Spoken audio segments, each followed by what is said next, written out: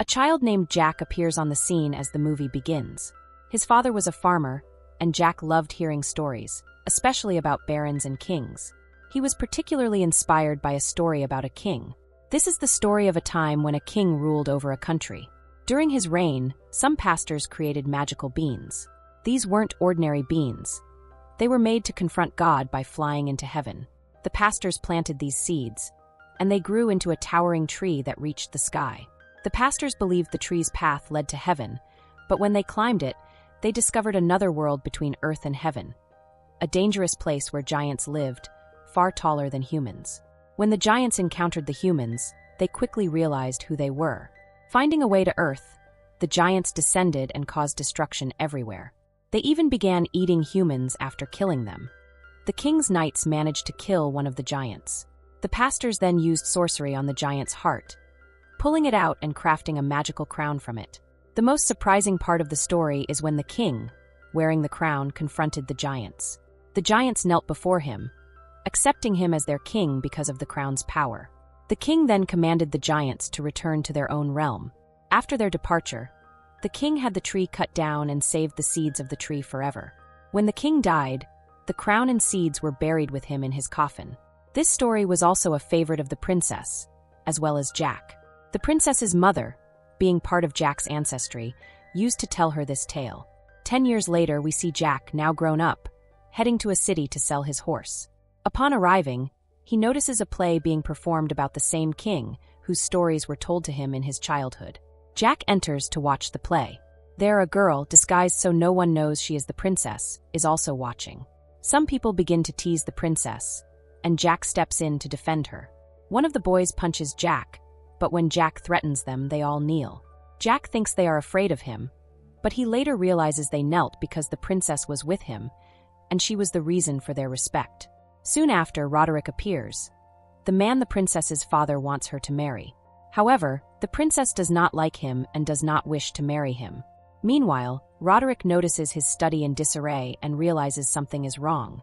He finds a crown, made from a giant's heart, hidden in a plant pot. He also notices that something is missing from one of the books. Roderick orders his men to block off the entire city and search for the pastor responsible. While in the city to sell his horse, Jack encounters a pastor. The pastor tells Jack, "I want to buy your horse." Jack responds, "There should be money for it." But the pastor has no money. Instead, he offers Jack some beans, explaining something about Jack's father. "You'll get your payment after giving these beans to him," the pastor says. Jack questions the value of beans in place of money, but the pastor insists these are not ordinary beans, they are magical. They have the power to change the world, and they are rare, so never lose them. Above all, never let them touch water. The pastor then buys Jack's horse and leaves. As Jack returns home, his uncle becomes furious. "What is this? You traded a horse for beans?" he yells, thinking the pastor had tricked Jack. In anger, his uncle throws the beans on the ground. Jack begins picking them up, but one bean falls unnoticed through a hole in the wooden floor. Outside, it was raining, and the princess, running away because she refused to marry Roderick, was passing by. She seeks shelter from the rain in Jack's house. Recognizing the princess, Jack starts a conversation with her. Suddenly, rainwater seeps through the floorboards and touches the fallen bean, the very thing the pastor warned against. Dipping in the water, that bean begins to grow. The roots of the beanstalk were beneath the house, so as it grew, it lifted the house upward. The princess, trapped inside, was carried up with the growing tree despite Jack's efforts to save her. The next morning, the princess's father, the king, arrives and notices the giant tree reaching into the sky. Its end is beyond sight. Jack explains everything to the king. The king, worried for his daughter, says, "Go and save my daughter." Roderick, eager to win favor, declares, "I will go to save my future wife because I love her."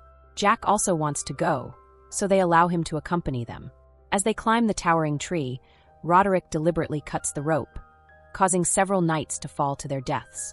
Eventually, they reach their destination, a world between heaven and earth. Once there, Roderick confronts Jack, saying, "I know you have the magical beans. Give them to me." He threatens Jack with a knife and seizes the beans, though Jack secretly keeps one for himself. The group splits into 3 teams to search for the princess, each facing great danger. A giant appears before Jack's group, capturing Jack's companions and taking them away. Jack follows the giant, determined to find the princess. Meanwhile, Roderick and his group encounter a giant. Giant then kills Roderick's remaining companion. As the giant prepares to kill Roderick, he pulls out the magical crown. The same crown made from a giant's heart 1,000 years ago, imbued with a powerful spell. The giants are bound to obey whoever possesses the crown. Wearing the crown, Roderick reaches the gathering of giants, where the princess and one of Jack's fighter companions are being held. The giants kneel before Roderick, who orders their leader to bow as well. The leader complies, and Roderick places his foot on the giant's head, declaring, "I am your king from now on. We will descend to earth and enslave everyone." Meanwhile, a giant brings the princess and Jack's companion into a kitchen. Just as the giant is about to eat the fighter, Jack arrives. With a large knife, Jack attacks the giant, stabbing it and killing it instantly. In this way, Jack rescues the fighter. The three of them flee the area and reach a place where they can descend to earth through the tree. However, a massive sleeping giant blocks their path, making escape impossible. Jack and the fighter devise a plan. They find a wasp hive and place it inside the giant's helmet. As the wasps swarm the giant's face, it awakens in a frenzy, stumbling and falling to the earth below. Seeing this, the king realizes the giants are preparing to descend to earth. He quickly orders his knights to cut down the beanstalk, knowing that if the giants reach earth, they will destroy everything, and no one will be able to stop this destruction.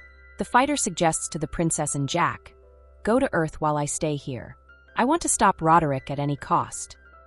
He will bring disaster everywhere if he comes to earth, and I know his tricks." The fighter stays behind, while the princess and Jack begin to descend through the beanstalk. The king, although reluctant, orders the tree to be cut down, knowing it poses a threat to the world and could lead to disaster. Meanwhile, Roderick prepares to descend to earth with the giants. The fighter, hidden nearby, attacks Roderick before the giants begin their descent and kills him. The crown falls from Roderick's head. On earth, the knights had begun cutting down the tree, which starts to fall slowly. The fighter, the princess, and Jack all begin to fall with the tree but manage to survive. The leader of the giants retrieves the fallen crown and places it on his fingers, making all the giants kneel before him as their king. However, they are unable to descend to earth due to the cutting of the tree. The giants find a small pouch containing magical beans, the same type that had caused the beanstalk to grow. The giant leader throws the beans into the water, and new giant trees begin to grow. The giants direct the trees towards earth, setting off to proceed. Meanwhile, the king, overjoyed to be reunited with his daughter, thanks Jack, unaware that Jack and the princess have developed feelings for each other. Jack, being a commoner, bids farewell to the princess and heads home. On his way, he notices the trees growing again. Jack, riding a horse, hurries to warn the king, explaining that there's a life-threatening danger.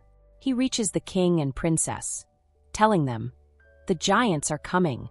At the same time, the giants surround the area, unleashing chaos. The king and Jack race back to the palace to save their lives, knowing they can only find safety inside.